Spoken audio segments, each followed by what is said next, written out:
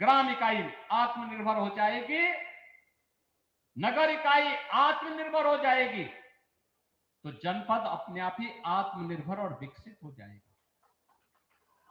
जनपद आत्मनिर्भर और विकसित हुआ तो प्रदेश को आत्मनिर्भर और विकसित होने से कोई रोक नहीं सकता। और प्रदेश अगर आत्मनिर्भर और विकसित हो गया तो देश आगे बढ़ जाएगा, आगे बढ़ जाएगा। प्रति व्यक्ति आय में वृद्धि होगी, रोजगार का सृजन होगा, युवाओं को नौकरी के लिए भटकना नहीं पड़ेगा। इन पंच प्रण को जीवन का मंत्र मान करके अगर हर भारतवासी कार्य करने लग जाएगा, कोई कारण नहीं कि पंडित जी की विजन के अनुरूप हम भारत को दुनिया की नंबर 1 ताकत बनाने में अवश्य सफल होंगे। इसमें कोई संदेह किसी भी भारतीय को नहीं होना चाहिए। और आज जब हम पंडित दीनदयाल उपाध्याय जी की स्मृति महोत्सव के अवसर पर आए हैं, हम अंग्रेजी तिथि के अनुसार 25 सितंबर की तिथि को पंडित दीनदयाल उपाध्याय जी के जन्मोत्सव के रूप में मनाते हैं। लेकिन उनकी पावन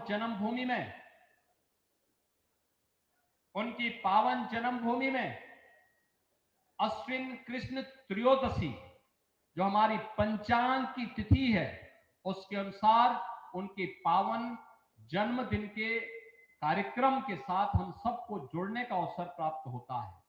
और आज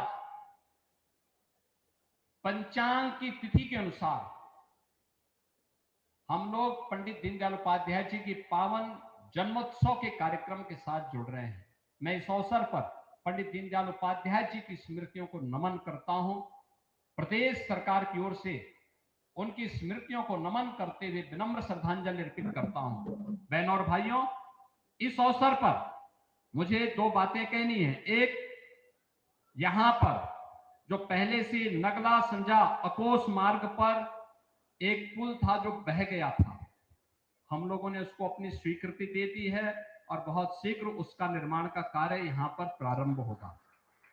और दूसरा, यहां पर पंडित दीनदयाल उपाध्याय जन्मभूमि स्मारक समिति में जो पर्यटन केंद्र है, वहां पर एक अतिथि भवन के निर्माण और साथ साथ जो पंडित जी की कुटिया थी, उनकी पावन जन्मभूमि का उनका दिव्य भूमि है, उस दिव्य भूमि को हम लोग सोलर लाइट से उसको सोलर पैनल लगा करके पूरा ग्रीन एनर्जी के साथ जोड़ने का काम करेंगे। इसके लिए भी हम लोग राज्य सरकार की ओर से इस पूरी व्यवस्था को जोड़ने का कार्य कर रहे हैं।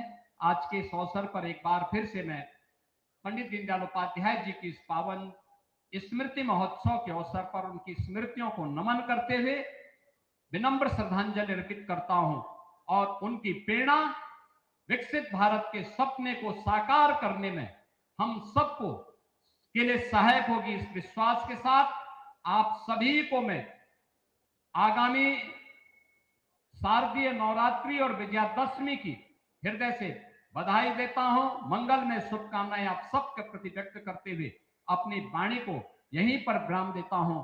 धन्यवाद। जय हिंद।